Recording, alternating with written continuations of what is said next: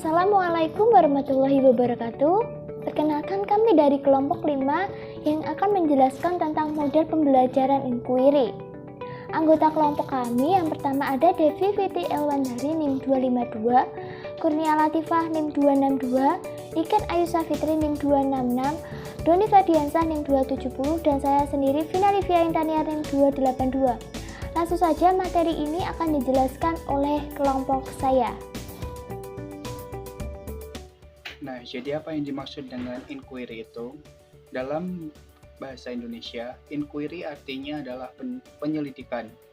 Lebih lanjut, inquiry merupakan proses yang terus-menerus atau berputar berkesinambungan, mulai dari menanyakan pertanyaan, meneliti jawaban, menerjemahkan informasi, mempresentasikan temuan, dan melakukan refleksi. Model atau metode pembelajaran inquiry merupakan pembelajaran yang mana siswa harus memaksimalkan mungkin dalam mencari serta menyelidiki sesuatu secara sistematis, kritis, logis, dan analitis, sehingga siswa bisa merumuskan penemuannya dengan percaya diri. Kemudian, model pembelajaran inquiry ini juga disebut sebagai pembelajaran yang mana siswa harus berperan aktif dalam proses penemuan, dalam penempatan peserta didik banyak belajar sendiri untuk mengembangkan keaktifan dalam memecahkan masalah. Nah, kemudian apa saja ciri-ciri model pembelajaran inquiry ini? Yang pertama yaitu model pembelajaran inquiry ini menekankan kepada aktivitas siswa secara maksimal dalam mencari serta menemukan suatu masalah.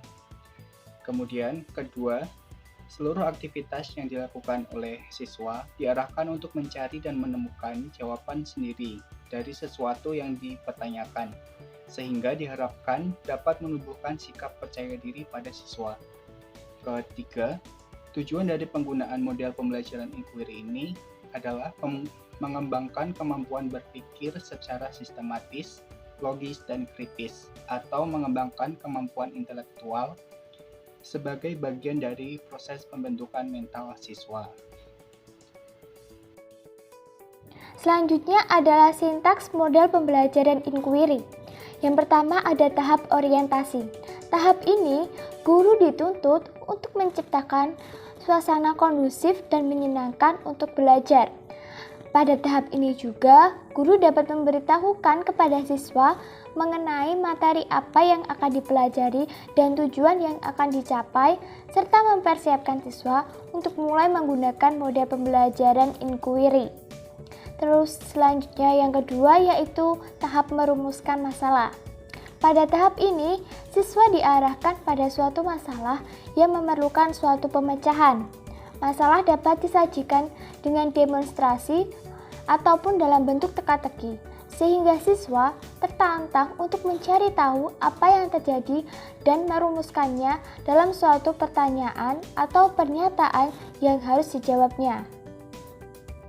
Tahap yang ketiga yaitu merumuskan hipotesis. Pada tahapan ini, siswa dilatih untuk membuat suatu hipotesis atau jawaban sementara dari masalah yang telah disajikan. Guru juga dapat membantu siswa untuk membuat hipotesis dengan memberikan beberapa pertanyaan yang jawabannya mengarah pada hipotesis siswa. Selanjutnya, tahap yang keempat yaitu mengumpulkan data. Pada tahap ini, siswa melakukan aktivitas mengumpulkan informasi yang dibutuhkan untuk menguji hipotesis yang telah dibuatnya. Dalam pembelajaran inquiry, tahapan ini merupakan suatu proses yang sangat penting untuk mengembangkan kemampuan intelektual atau berpikir siswa. Tahap yang kelima yaitu menguji hipotesis. Langkah ini merupakan langkah latih kemampuan rasional siswa, di mana hipotesis yang telah dibuat kemudian diuji dengan dibandingkan data yang telah ada. Pada tahap ini, siswa dilatih untuk bersikap jujur dan percaya diri untuk dapat menguji hipotesisnya berdasarkan data dan fakta. Dan tahap yang terakhir yaitu yang keenam, merumuskan kesimpulan. Pada langkah ini, siswa dituntut untuk mendeskripsikan temuan yang telah diperoleh berdasarkan hasil pengujian hipotesis, sehingga dapat mencapai kesimpulan yang akurat. Kelebihan model pembelajaran inquiry. Yang pertama, model pembelajaran inquiry merupakan model pembelajaran yang menekankan kepada pengembangan aspek kognitif, afektif, dan psikomotor secara seimbang, sehingga pembelajaran melalui model ini dianggap lebih bermakna. Yang kedua, model pembelajaran inquiry memberikan ruang kepada siswa untuk belajar sesuai dengan gaya belajar mereka. Yang ketiga, model pembelajaran inquiry merupakan model yang dianggap sesuai dengan perkembangan psikolog belajar modern yang menganggap belajar adalah proses perubahan tingkah laku berkat adanya pengalaman. Yang terakhir, dapat melayani kebutuhan siswa yang memiliki kemampuan di atas rata-rata. Artinya, siswa yang memiliki kemampuan belajar bagus tidak akan. Kelemahan model inquiry. Yang pertama, metode ini sulit dalam merencanakan pembelajaran, oleh karena itu terbentur dengan kebiasaan siswa dalam belajar. Yang kedua, siswa harus memiliki kebiasaan dan kematangan mental. Siswa harus berani dan berkeinginan untuk mengetahui keadaan sekitarnya dengan baik. Yang ketiga, selama kriteria keberhasilan belajar ditentukan oleh kemampuan siswa menguasai materi pelajaran, maka model pembelajaran inquiry akan sulit diimplementasikan oleh setiap guru.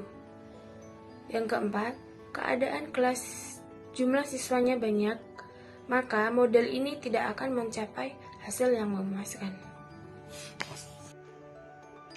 Penerapan model pembelajaran inquiry. Model pembelajaran inquiry dapat diterapkan dalam materi IPA SD yaitu mengenai daya hantar listrik.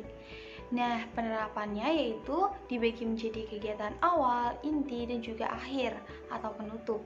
Nah, pada kegiatan awal ini, guru mempersiapkan kondisi kelas untuk siap belajar dilanjutkan dengan berdoa. Kemudian, guru dan siswa bertanya jawab tentang benda-benda yang terbuat dari logam-logam.